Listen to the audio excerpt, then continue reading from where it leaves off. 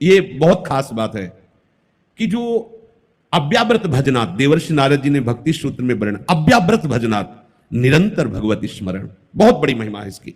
जितने भी, अब आप देखो तुकाराम जी अपनी पत्नी से कहते हैं, पत्नी पूछती तुम किस दिशा में जाके बैठ जाते हो, विट्ठल विट्ठल, यहां भोग बनाए हम टहलती रहती है, कैसे हमें पता चलेगा तुम कहां हो? तो बोले चौराहे पे जाके कान रखना, जिधर मैं बैठा हूंगी वहां उस दिशा की भूमि बोलेगी विट्ठल विट्ठल विट्ठल। क्या? रोम रोम श्री भगवान नाम स्फुरित हो रहा है, जहां चरण रख देते हैं वो भूमि बोलती है विट्ठल विट्ठल। जनाबाई के कंडे वो बोलते हैं विट्ठल विट्ठल। ये कोई आश्चर्य की बात नहीं है, क्योंकि सर्वाश्चर्य में भगवान नाम है। इतना महामहिम नाम हमें गुरुदेव ने दिया और हम रो रहे, हमें ये जलन वो जलन। अरे दुनिया की जलन समाप्त करने की सामर्थ्य तुम्हें दे दी जो नाम है।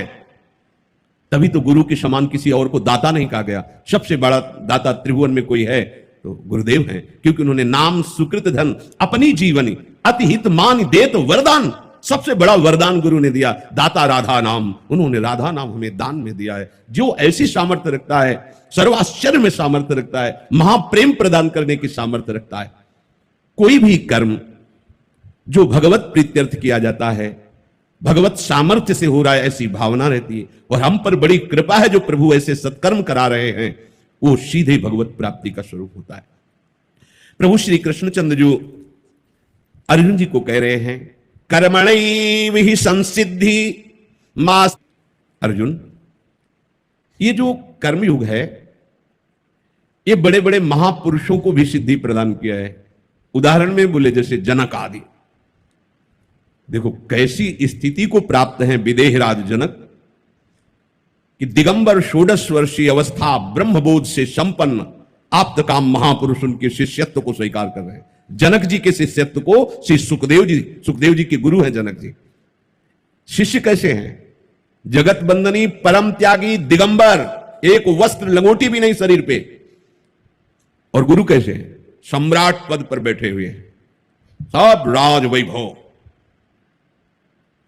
गुरु हैं, ज्ञानियों के परम गुरु हैं जनक जी महाराज।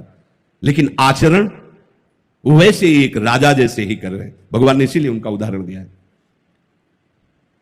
कि कोई कितनी भी ऊंची अवस्था को प्राप्त हो जाए, कभी शास्त्र मर्यादा का उल्लंघन नहीं करना चाहिए। देखो ये बड़े बड़े महापुरुष, इनको किसी भी कर्म करने की अब आवश्यकता नहीं, क्योंकि पूर्ण काम है, परम तत्व ज्ञाता है, देह में रहते हुए विदेह है। कैसी महामहिमा, पर वो क्रियाएं सब वैसे ही कर रहे हैं जैसे एक राजा कार्य करता है, वैसे ही। देखो अम्बरीश जी महाभागवत परम प्रेमी, और उनके विपक्ष में खड़े हैं परम त्यागी दुर्वासा, लेकिन वो भगवत आचरण करते हुए, निरंतर नाम जप करते हुए भगवत प्रीत्यर्थ प्रजा की सेवा कर रहे हैं। तो परिणाम में सुदर्शन चक्र उनकी रक्षा में, और भगवान सदैव उनको अपनी गोद में लिए हुए।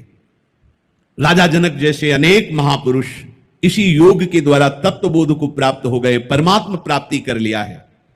चाहे वर्तमान में हो या भविष्य में हो, कोई भी यदि परमात्मा प्राप्ति करना चाहता है तो इस योग को धारण करना होगा। कैसे धारण करेंगे? आपको जो भी मिला हुआ है, शरीर, मकान, धन, वस्तु, परिवार, वो आपके लिए नहीं है, प्रत्युत आपका योग प्राप्त कराने के लिए आप उसे सेवा में लगा दो। परिवार की सेवा, समाज की सेवा, संत सेवा, भगवंत सेवा। जब हम स्वसुख भोग से देखते हैं, ये मेरी पत्नी है, ये मेरी संपत्ति है, मैं इसका भोगता हूं, वही बन गया। क्रिया वही है, पर यह भगवत आदेश है, उस आदेश का पालन करने के लिए मैं सेवा कर रहा हूं। अब यही योग बन जाएगा, यही परमात्मा प्राप्ति का। देखो इतने बड़े महापुरुष हैं, रैदास जी, पत्नी है ना, परिवार है ना, देखने को एक गृहस्थ, लेकिन स्थिति बड़े बड़े विरक्तों के द्वारा जो प्राप्त की जाती वो है उनके हृदय में। संसार में जो भी तुम्हें मिला हुआ है, यदि उसके तुम स्वामी बनोगे, भोक्ता बनोगे, तो यही तुम्हारे बंधन का कारण होगी। और वो मेरे को मिली हुई वस्तु सेवा के लिए है, जगत सेवा, भगवत सेवा, भगवत प्रीत्यर्थ, नाम जप करते हुए यदि आपके पास जो भी है वो सेवा के लिए मिली हुई, शरीर से लेकर वस्तु तक, उसका परिणाम क्या होगा? योग। योग का तात्पर्य भगवत प्राप्ति।